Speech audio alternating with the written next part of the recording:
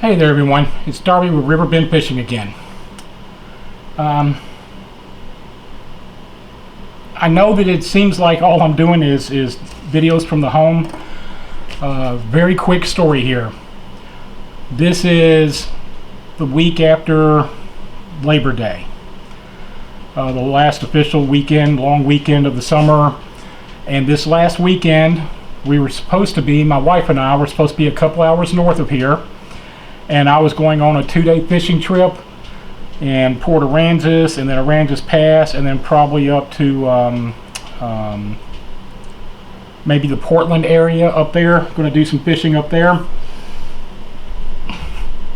Last Wednesday, my wife came down positive with COVID. So obviously the trip was over, so we quarantined here in the house. Excuse me. She was given prescription by her doctor. A couple days later, she was feeling better, but we were still in a 5-day time period. Saturday, I still had not tested positive for it, so I was thinking, well, maybe I'll go out Sunday and do a video or something. Saturday afternoon, bam, down I go with COVID. My doctor sent over a RN on Sunday, on a holiday weekend of all things. Got an RN over on a Sunday to give me that infusion treatment. It's now the middle of the week, and I'm over it, except for I still have that nagging little cough. And part of that, I've been talking to a lot of people on the phone, and we're getting these warnings about the pollen level is super high right now. So part of it is allergies, but part of it is getting over COVID. So that's why yet another video not out fishing. However, one of the people that commented on my last video, he's actually pretty cool. He comments on instant messages. And I like getting instant messages because if we say something that's not politically correct, not dirty or anything like that, but sometimes opinions are just that. It doesn't blow up on the video.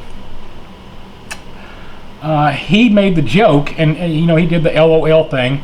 He goes, "How dare you tell us that you make your own bait, but then not tell us what you use or how to make it, and you show us using crap you don't like."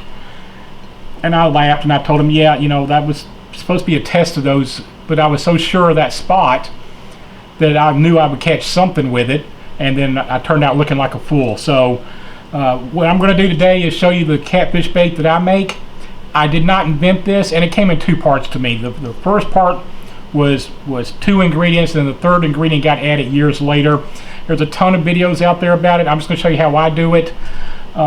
It's not complicated, but what I use for catfish are hot dogs, gelatin, and garlic.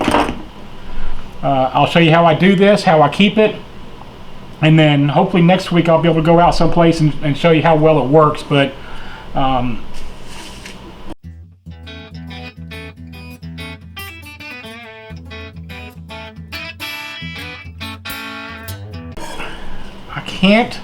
I'm not going to lie and say I've never been skunked on this, but I cannot legitimately remember not catching at least one catfish with this. Now, I didn't think I could have caught a catfish with this on that last trip because that water was only 6 inches deep, but I would have had a better chance with this than the crap I was using. So let's get to it. So what I do is I break it in half, not the hot dogs. But I break the portions in half. I do 4 hot dogs in one sandwich bag and 4 hot dogs in the other one. The reason being is because I quite often go out for shorter trips, and I don't want to take all of them out, have them defrost, get nasty and gooey, and then have to throw a bunch of it away. So this is the knife. It was in the house when we got this house. If you notice this knife right here, some piece of junk made in China. I don't know how to pronounce that. But if you notice, this blade width right here where it's not sharp, is the same distance as my knuckles right there.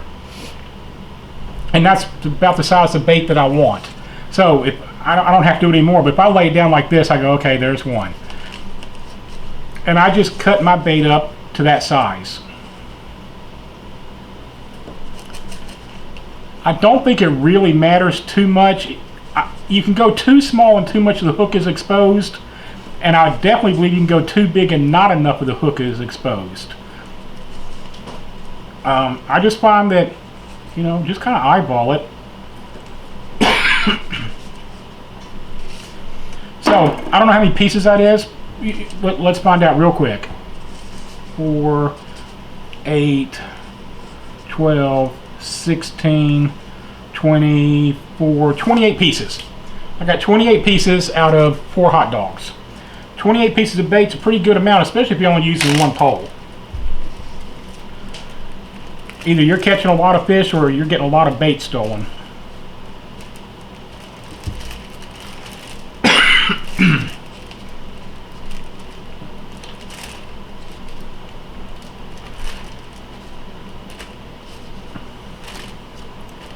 So there's one bag. There, I'm sorry. There's one bag right there.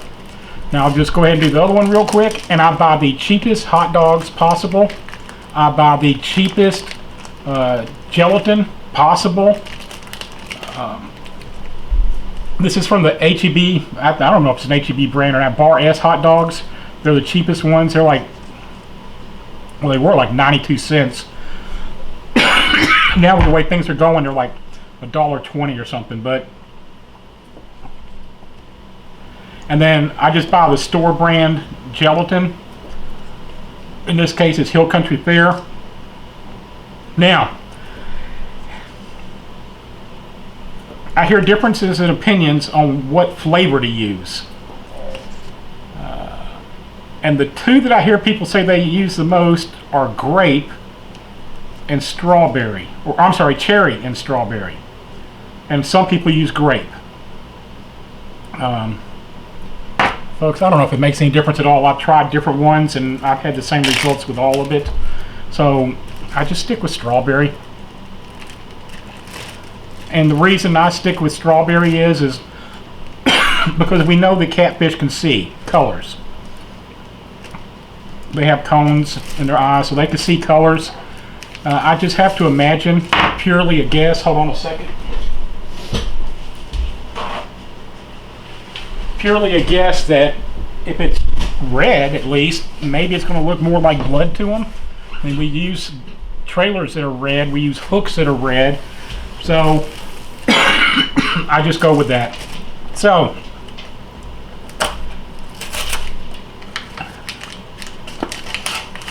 inside of here, like every other one, it's just a brown. Oh, sorry. Here's what I'm using. It's the Hill Country Fair strawberry. As cheap as it gets. It's I don't even know. It's cheap. I don't even know how it would taste. And it just comes with this package, and it's pretty full. So I just dump half into each one.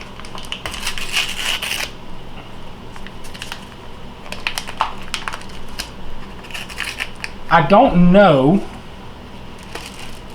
that the, well, yeah, I don't know. I don't know how much of a difference it makes. The original recipe that I used, when I told you it started off with 2 ingredients and became 3, was hot dogs and garlic. This got added years later, and I've just kept on using it. So as you can see, there's plenty of garlic, or plenty of that sauce in there, the gelatin sauce.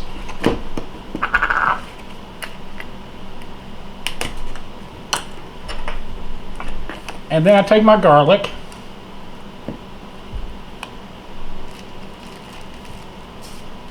one,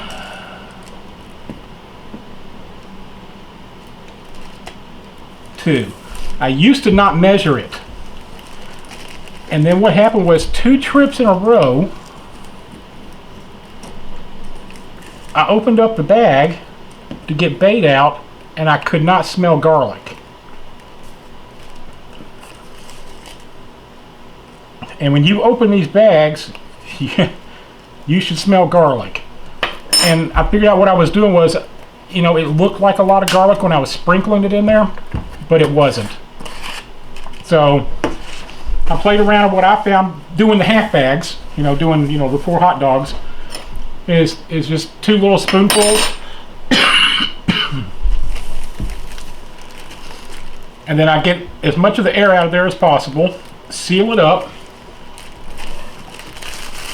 and then just work it around. Get it all coated. And you can see, if you look, the hot dogs are already starting to turn a darker red. See it? Put that Kool-Aid.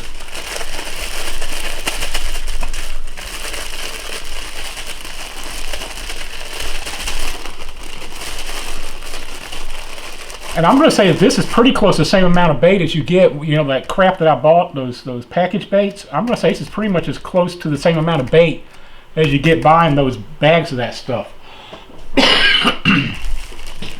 Haven't done this much talking since I came down with COVID, and it's messing with my throat. Oh, hey Darby, how about we seal the bag?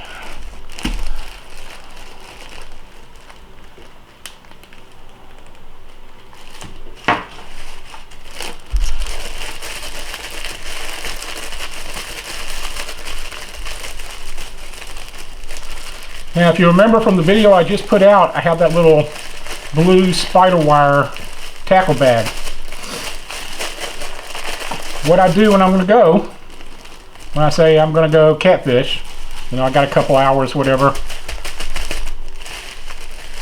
I just go to my refrigerator. I have this container. It's a kitchen and table. Oh, it's the HEB brand, the grocery store brand. And it's got the locks on all four sides. Quick thing here. I used to, when I first started doing this down here, I would mix this up in this container. And I would just leave this container in the refrigerator. When I'd leave, I'd take the container with me. Container got nasty. Filthy nasty. My wife did not like washing it. I don't blame her. She didn't make the mess. I did. So what I started doing was I started making it in the sandwich bags. And then both sandwich bags fit in here. You know, if I'm gonna go for an all-day fishing, I'm taking both of them. They'll both fit in there just fine. What I do is I just take one. I put it in there. Set it down on the top of that blue tackle bag that I showed you on the last video. And when I get there, I have my bait ready to go, and it's good to go. And what I've started doing is when the bait gets hot and nasty out there, so it turn kind of gooey, that gelatin when it gets in the sun. When I leave, I just dump the rest out like a chum. I just dump it and throw the bag away in my truck and bring this home. Anyway, I hope that answers. Oh, keep these refrigerated. They'll last. I've had them in the refrigerator before for, you know, 2 months. 6 weeks, 8 weeks, and they're perfectly fine. So, you know, you can make up a batch. You can make up, you know, 2 bags or 4 bags, and then you got enough bait for multiple trips. Anyway, I hope that answers the question of what I use for catfish bait and how I make it. I didn't invent it. It's really simple, but it really works. Until next time, see you at the water.